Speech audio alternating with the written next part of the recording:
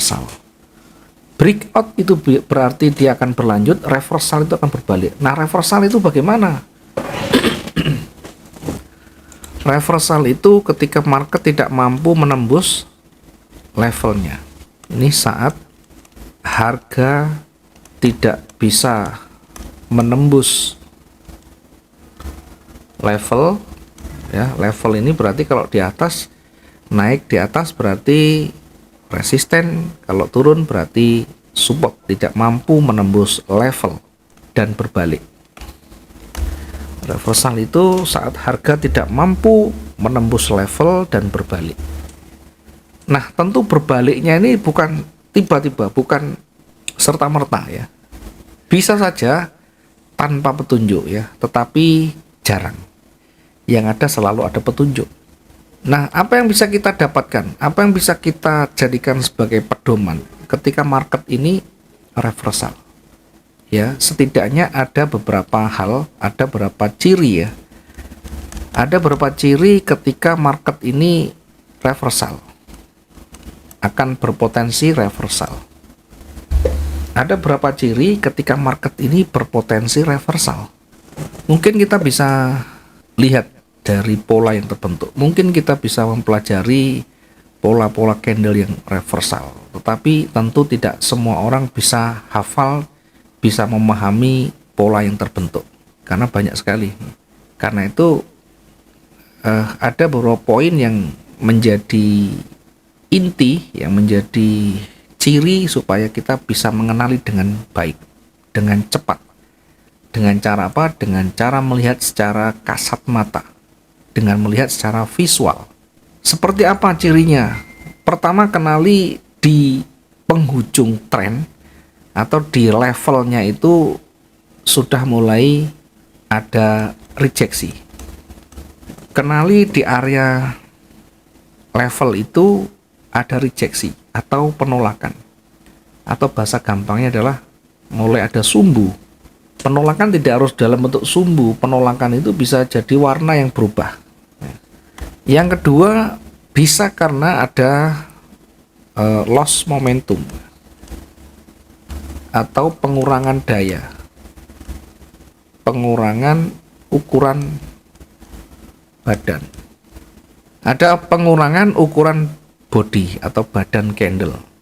Yang ketiga, market ini itu berpotensi reversal ya, ketika mulai ada perubahan warna.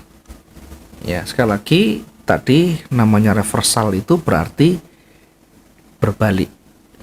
Berbalik itu artinya sebelumnya memuncak atau jatuh, turun yang panjang. Sehingga kalau datar begini tidak ada reversal namanya. Datar tidak ada reversal. Jadi tiga ini yang paling utama yang bisa kita jadikan sebagai petunjuk minimal, sebagai petunjuk awal ya, kita mengenali market ini berpotensi reversal atau berbalik. Rejeksi berarti mulai ada sumbu.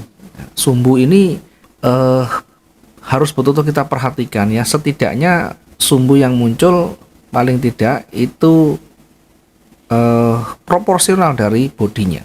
Contoh misalkan, sumbu kecil, bodi kecil, maka ini termasuk koreksi. Bodi panjang, sumbu kecil, maka ini tidak berdampak. Sehingga proporsional itu antara sumbu dan bodinya itu terlihat di situ. Ya, kalau dia setengah dari bodinya, artinya penolakannya luar biasa. Rejeksinya sudah harus kita perhitungkan. Karena di situ berpeluang memantul, berpeluang akan berbalik nanti.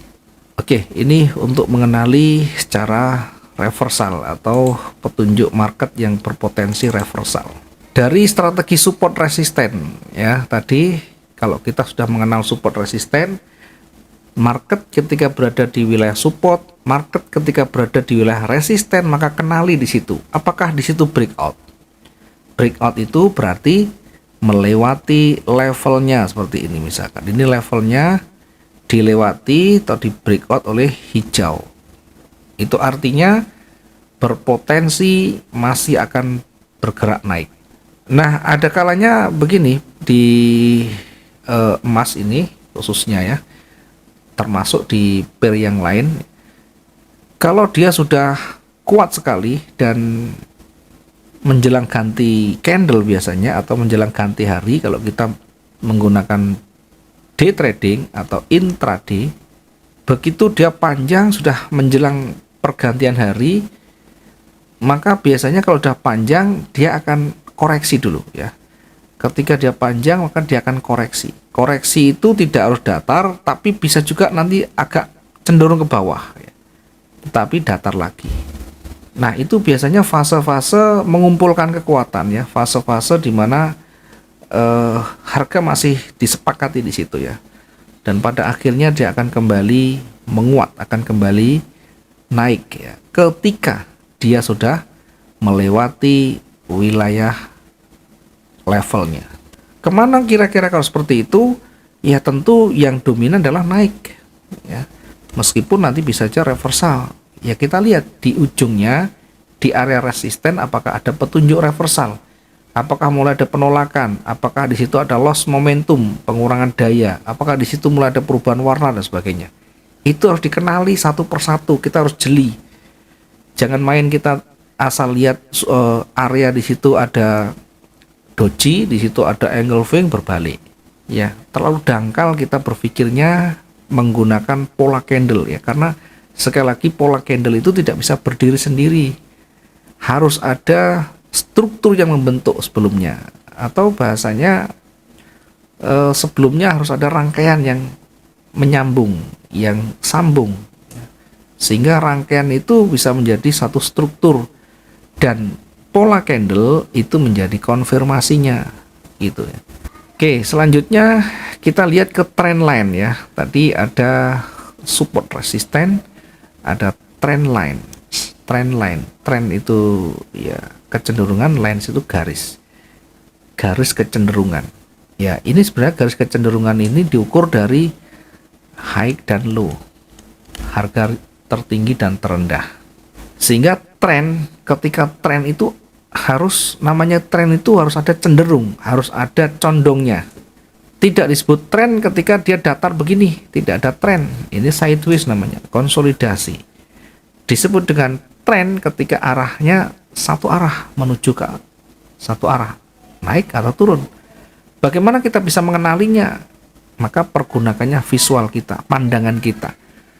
Lihat yang terdekat di situ arahnya, high dan low-nya kalau susah ya. Tertingginya di sini, tertingginya di sini, tertingginya di sini. Terendahnya di sini, terendahnya di sini. Terendahnya di sini. Artinya trennya turun.